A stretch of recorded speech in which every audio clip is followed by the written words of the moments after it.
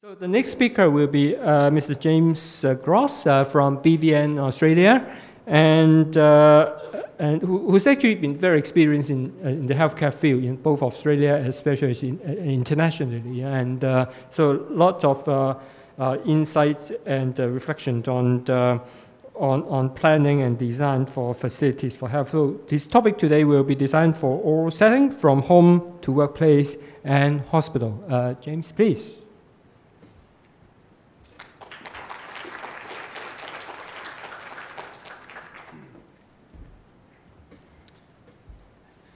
Thank you, Dr. Fung. Also, I'd like to welcome my colleagues from BVN, Abby Galvin, Stephanie Costello, and Namik Hanzic, who are here we've been working on a range of projects, health projects over the last 5 years with the Hospital Authority and lately with the Chinese University of Hong Kong, in fact, with Dr. Fung. I'm actually going to talk today about wellness. I'm not going to talk very much about hospitals because in our view we need to embed wellness for wellness to be implicit and to be actually a fundamental tenet of the design process. It doesn't matter what kind of project we're talking about, in any design process wellness should be fundamental. We like to call what we do translational design. I noticed someone else used that term this afternoon. But specifically, I'm going to talk about translation from the idea of house. And those architects in the audience will know that the house is the sort of fundamental program of architecture, from house to workplace to health, because of course the workplace has now become almost the equivalent of our houses because we work so much. So, there it goes. So really it's about, it's taking a little bit of time, this projector. House to workplace to health projects, what we're calling translational design. Sorry, this seems to be taking quite a bit of time to come on. So from house to workplace and to health places that we've designed. And the context for this really is this diagram I find quite appealing. The primal worldview, when we were one with the world. The modern worldview, which was the last century when we started to be an important power, as it were, in the world. And now the late modern view, where we are a mere speck in the workings of the world. And so the importance of bringing wellness or the human to the forefront is magnified in the 21st century. And this quote, which is by an English critic, where modern architecture and urbanism created the city of doing as opposed to the city of being. And this is a very important differentiation in cities, being and doing.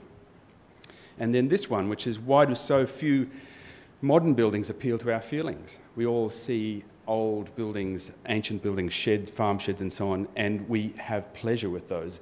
But we don't have the same level of pleasure with modern buildings. So why is that? So the house. We might also say, what is the house? We often refer to it as the home, which is actually about feelings and sensations. But we all have this kind of romantic idea that the home is the hearth, it's where our heart lies. And so we can learn quite a bit from those feelings. If I can get the projector to work. Seems not to be working.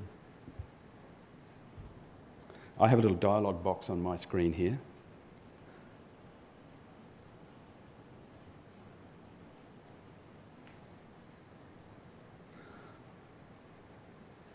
This was a free session sponsored by teamviewer.com.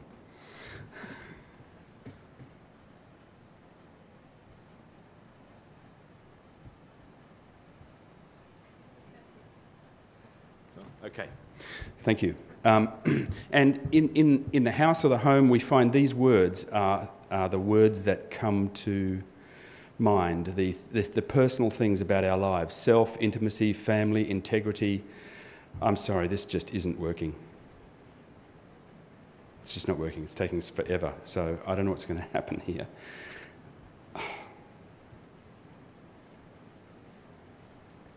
It's taking a really long time to load.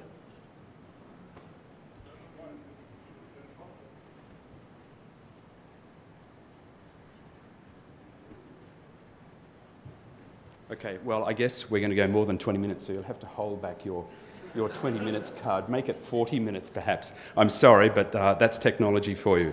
We live in the 21st century, and we always have problems with our technology. But you can see the point that I'm making here, that the sensations that we feel in the home and the house are incredibly important because they are personal things. They're about being a human being. And I'm not going to go on about those. I don't know. Okay, so all of that means, and this quote, which is important, to say that to dwell in a house, therefore, means we inhabit the world. So we can extend that by saying, if we're going to create healthy places, then we can translate ideas and solutions from one project type to another to take the qualities of a house and apply them to a workplace and to health buildings. Now, I know that these houses are not the sort of houses you live in Hong Kong. They are typically kind of Australian houses, but they do engender the sorts of emotions that we feel about the hearth or the home, the warmth, the sense of family, love, intimacy, and so on. And you can understand how these things are, in a sense, primal qualities to the way that we should be making buildings. So in creating healthy places, we also have to, and this is an aside in a sense, importantly, schools. This is a school we've done in Sydney where the interior is about being essentially at home. It uses materials that are about warmth and sensitivity. Really what we mean here is belonging. It's what does it mean to belong to a community? Or better still, is it making place? Place is a word that architects use all the time, and what do we really mean by place? Places can be a whole range of things. When we look at these sorts of plans, these extraordinary Italian cities, then we understand the complexity and we can put ourselves in those places. And regardless of your culture, background or whatever, when you start to engage with these sorts of built communities, which are themselves about engendering a community spirit, we can all sense ourselves standing there watching that game of soccer or having a drink or a cup of coffee under that arch. And it's all about participation. So how, as architects, do we make participation in buildings? And how do we rediscover community? Because community is a very easy thing to understand. We are a community right now. We're bound together by the sort of spirit of the discussion. We're extending that beyond where we are by bringing our experiences in. And in effect, it's that thing in the middle, that heart, that thing which makes community what it really wants to be. And this quote about one of the basic human requirements is the need to dwell. Connect ourselves to the place where we are, which belongs to us and where we belong. So it's the heart that is really the thing that drives us. But in fact, as architects, we're building the thing that surrounds it. So how do we make this thing have some kind of meaning beyond just bricks and mortar? So let me talk about workplace for a moment. The 20th century looked like the triangle, and the amoeba, if you like, is the 21st century. It's flexible, it reacts to change, it's a dynamic thing. In the 1950s, we worked like this. The blokes in the back in their black suits and the women all lined up watching the clock. Now, it's a very different situation where democracy, where equality, where opportunity is implicit in workplace. So the old model is stuck in a box, services in, services out. The new model is liberating people in their workplace so that they can bring power to themselves, but also power to the community that they work in. And as architects, the tools that we have are physical. We can deal with circadian rhythms and sedentary behaviour. We can create workplaces like this, which are about light and air and democracy, and we can do these sorts of things. We can avoid sedentary behaviour in the places where we work. We can bring daylight in and therefore regulate the circadian rhythm. We can look at these sorts of things where we say, what is it that we can affect in the workplace? Because these disorders, if you like, can clearly be marked by sedentary behaviour.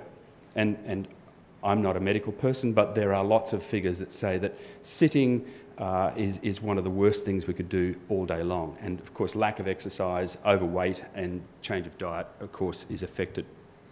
Then you look at this picture, which is the then and now.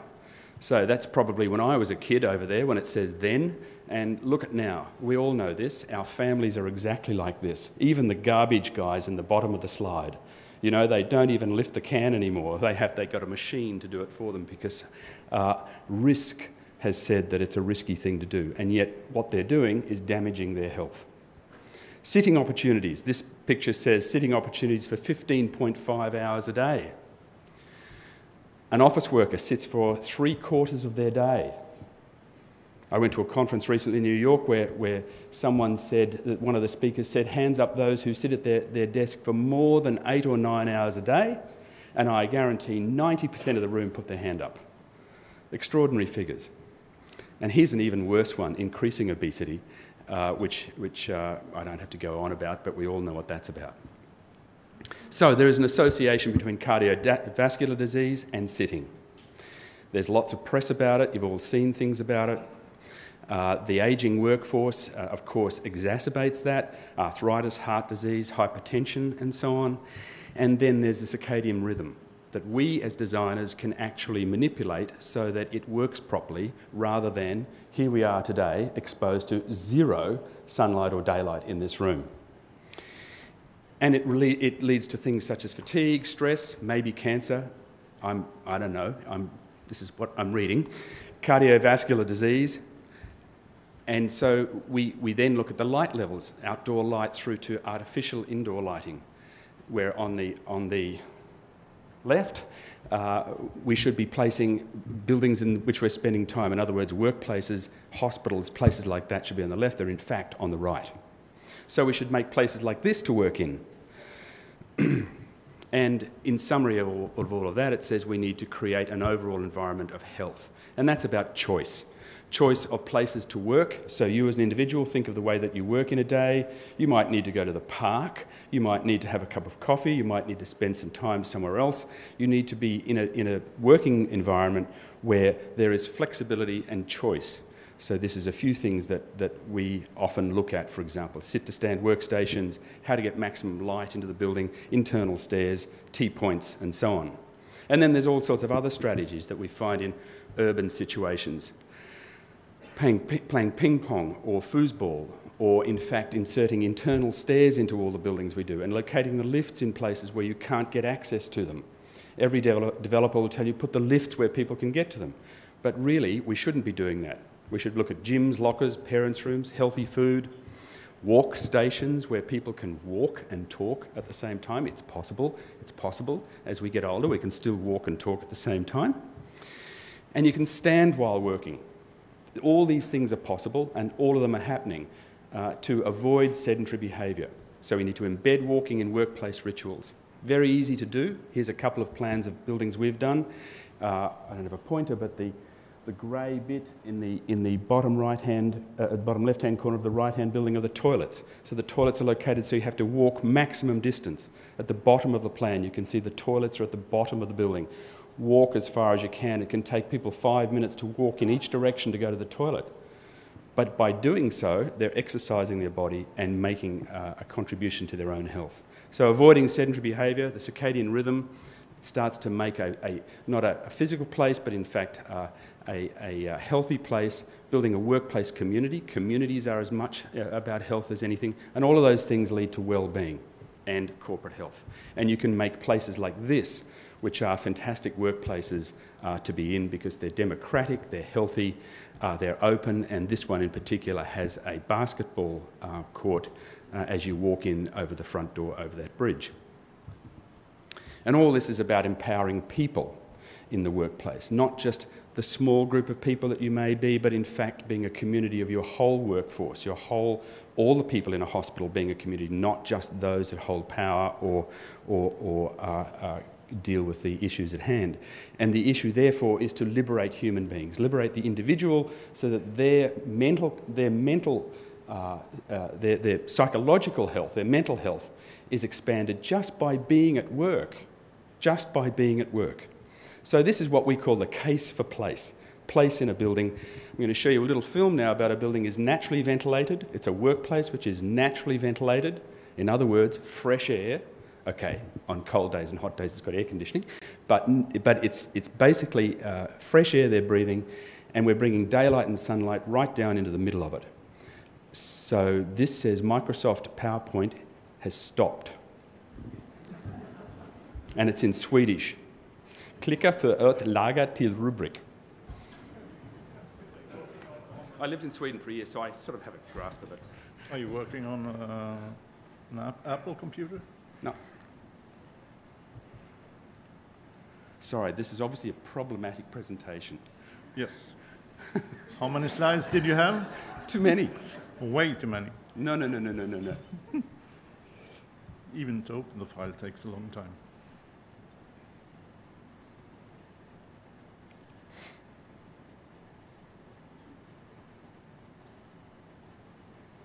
Let's see. No, it's up this way. See, it's a lot further through than you thought.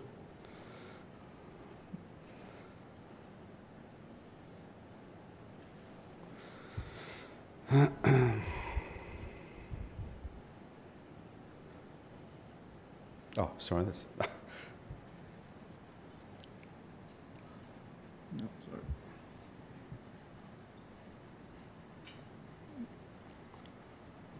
That's it? Okay. Stand by. Okay. This tells the public and tells Auckland that we are an innovative bank. It's always been one of our pillars, but to have that represented externally in the way we look and in our footprint on Auckland, you know, I think it really says who we are quite clearly, and I'm quite proud of that. The thing that I notice most when I'm wandering around is the vibrancy and the energy that this building provides. You see people sitting in little spaces and collaborating, and it's just taken that whole feeling of team to a different level. We have in this building 90% staff satisfaction. A number of times I've been here on the weekends and see them bringing their families through, which says that they love it. This is their home. That's what they want.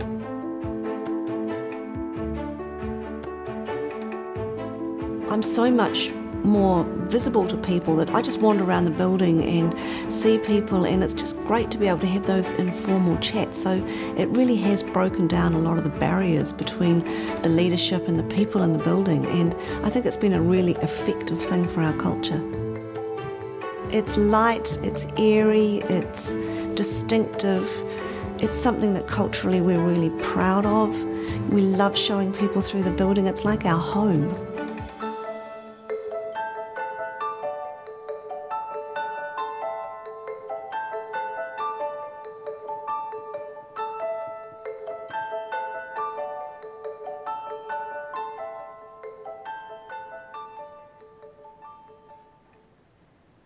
So architecture's major task is to make a bridge between the individual and the social for community health.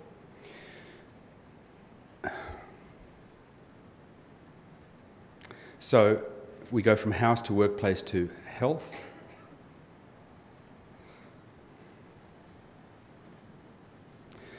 You might be familiar with this sort of idea that when people go to the hospital, they're not thinking what a great thing it is, I'm going to the hospital. They're actually thinking, I wish I could be home. So what we need to do is find the way that we can bring that heart, that love, to these buildings that we make as institutional buildings. So,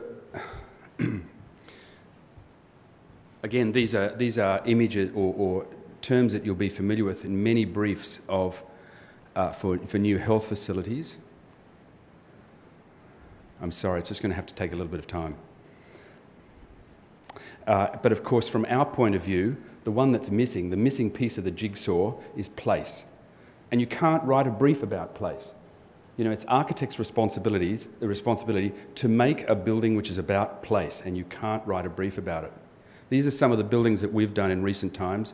I've almost finished. The Translational Research Institute in Brisbane. This is creating a research community around an urban garden, for example. That's the building. You can see the garden is cut out of the building, and the garden is the heart of the building. People can come to this garden whenever they like in their workplace. It's accessible, it's part of the public domain, the public can come in there. It's a very, very refreshing place. And then the workplace itself is not like a typical institutional place. This is a proposal for a major regional hospital in Queensland, which won't be built, but it's creating a hospital integrated with a continuous garden. So the garden is in the interior of the hospital is a garden. It runs the entire length of the hospital, and you can see that being in these spaces is liberating for your spirit. You just have to be there and feel good about it. This is the Kinghorn Cancer Centre in Sydney. This is creating a community of patients, practitioners and researchers in an integrated vertical community because the building's on an inner urban site. So we have this very tall atrium which combines patients, researchers and practitioners, and they bump into each other in the same volume. They're creating a community of people who are dealing in the same things, but normally they're separated horizontally. And this is the interior. It has rich materials, it invites people in, it's got sunlight pouring into it, it has tactility. Human tactility is sort of implicit in it. And then also in the Kinghorn is integrated artwork with meaning, not pictures on the wall, integrated artwork that has meaning with the place. This was an English artist, Richard Long, who painted this for us, and it's a mud painting using Australian chalk and mud, and it's the centrepiece of the building, and what he says about it is what's important. That's why we selected him to do this piece, and the last sentence is really what it's about. My work really is just about being a human being and living on this planet, using nature as its source. Everything that we're talking about today, all medical activities spring from nature. They're all about nature, and this artwork reminds those people who are in a desperate situation with cancer that in the end, it's nature that counts. A proposed mental health facility in Sydney, house as a mental health facility, distinct from institution as a mental health facility. So its language is of house, not of institution, bringing in gardens and the form of those buildings and materials. Brain and Mind Research Institute in Sydney, the importance of daylight in laboratories, glass walls that let in diffuse light, that constantly the daylight is part of the working environment. The circadian rhythm is taken into account here in this workplace. Robina Hospital, engaging with the climate and the landscape, understanding what people see from the beds, how they view the sun, how the sunlight can be still penetrating into the room as daylight through the particular design of these sunscreens, where you can see that you can still see the sky through them, but you don't get the direct sun. And patients can sit on a patient terrace, which is in the sun, in the landscape. And the way that there's a joyful expression in the architecture. Hospital buildings don't have to be white and grey. There are other colours in the world. And this is a hospital, and it's yellow and red and orange, and it's joyful. And it makes people feel terrific to be in it. Materiality, the tactility of home, timber, important materials with warmth, so that when you're in these spaces, you feel like you have elements of the things that you feel familiar with and your familial familiarity. And again, art with narrative. I know Alan often shows these pictures, but in operating theatres, using art as part of the experience, not just for patients, but for workers. Remember that the people working in these buildings are just as important. And then using sculpture, this is rainforest medicine made from these pieces of fruit and things that occur in rainforests. And you can see that in the courtyards, they form the sort of landscape decoration, if you like. So house leads to workplace. The things we learn from workplace are about the community or making a community. They make place, and it's a cyclical process. Everything begins in the house, it ends in the house. So we call that translational design, and in the end, it's people that make architecture, not buildings. So as an architect, you need to start designing for people, not for buildings. And finally, there's our little house, and it's all about wellness, and that's it. Thank you.